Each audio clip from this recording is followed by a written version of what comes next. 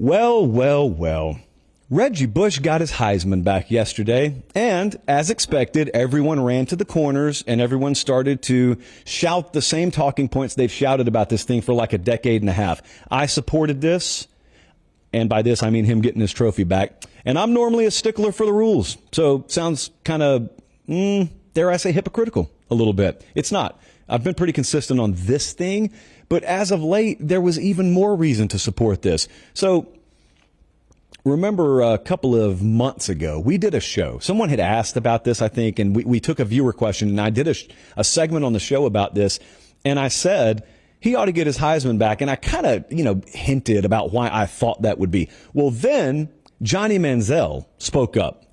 Johnny Manziel, I think, was the catalyst of making this happen. And when Manziel spoke up and said, yeah, I'm not participating in this thing anymore until Reggie gets his Heisman back, we did a show the next night, and I said, this is going to happen. Because Johnny Manziel was the first front-facing Heisman Trophy winner that said, I'm out. Until you make this right, I'm out. Behind the scenes, it kicked over an ant bed. And here's what else happened. What else happened is you learned not many people were really ever standing in the way of this. It's just in a room full of jellyfish, someone finally had a spine. And Johnny Manziel spoke up, and then you start to realize, hold up, the entire premise behind this guy having his award stripped has been deemed to have always been illegal. That's why I never had a problem with him getting the trophy back. It'd be one thing if he ran afoul of NCAA rules, or USC ran afoul of NCAA rules, and then the rules changed. What actually has happened in federal courts from sea to shining sea is they've said, no, your rules were always illegal, as in they violated federal law. That's why we have class action lawsuits being heard in courtrooms across the country right now, because it doesn't matter whether the rule was at one point and then they changed it. If that was the case, I'd say, no, you broke the rules as they were in the day. And so it doesn't matter that it's legal today. Like if I got busted doing 70 in a 45 back in 2005, and now that road is a 70-mile-an-hour freeway, well, I don't get to retroactively take the ticket away. But if a federal court tells me it was always illegal for that road to be 45 miles an hour, it always should have been 70, well, then I got a case. Reggie Bush always had a case. And this wasn't so much an anti-NCAA thing. It was a pro-common sense thing. So Manziel steps up and says what he says.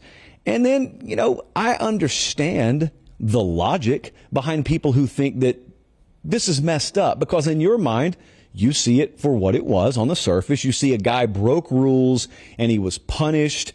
And now, because the rules have changed, we're going to retrofit what awards should and shouldn't have been handed out to today's rules. Well, if that was the case, I'd be with you. I don't think that's the case. And remember this, Reggie Bush never apologized. That's what I'll remember about this whole thing.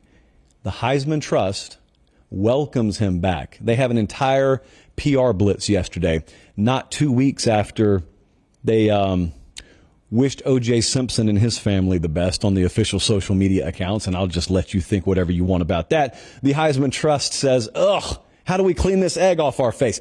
Let's welcome Reggie back. And so Reggie is welcomed back with open arms. And did you notice something? Did you notice what I noticed yesterday? As Meemaw would say, there was nary a dissenting voice. Hardly anyone, if anyone at all, that had anything to do with the award spoke up and even offered a contrarian viewpoint. It was like unanimous consent. Let's welcome him back, which makes you wonder, why did it take so long? It took so long because a lot of people are scared to speak up. Even when common sense is right there on the tip of your tongue, you're scared to speak up.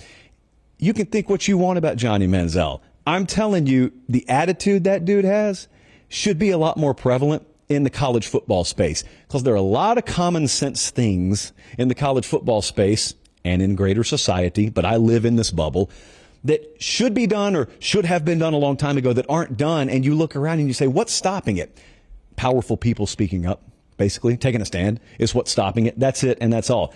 Now, the question that's being asked in the aftermath is, well, where does it end? What now? Are we just gonna retroactively remove any penalty that was ever handed out? Well, here's a good barometer. If courts say that the rule you broke was always illegal, it's a pretty good start. Ohio State's guys, for example, the whole tattoo gate, which at the time was, the biggest scandal in the history of organized sports, now looks so stupid. To some of us, it looked stupid at the time. Getting tattoos for free. How dare they? Well, as best I can tell, limiting them from doing that was always illegal as well. Best I can tell. So I know we were just in Columbus, Ohio, like 48 hours ago. So I wish we were up there right before this news broke, because that was the takeaway that a lot of my Buckeye folks had. And you should have it.